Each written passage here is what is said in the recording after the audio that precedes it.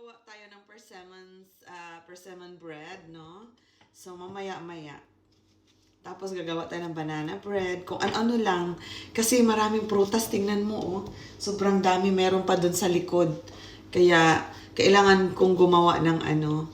Gusto ko nga gumawa ng dump cake lang, no? Para mabilisan. Or, basta kahit ano na lang mamaya. Para mamayang gabi handa.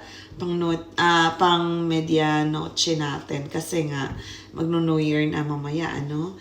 So, ganito lang ang gagawin natin. Ilagay ko siya sa ano, para madurog siya. Para hindi na ako kung ano-anong gagawin, no?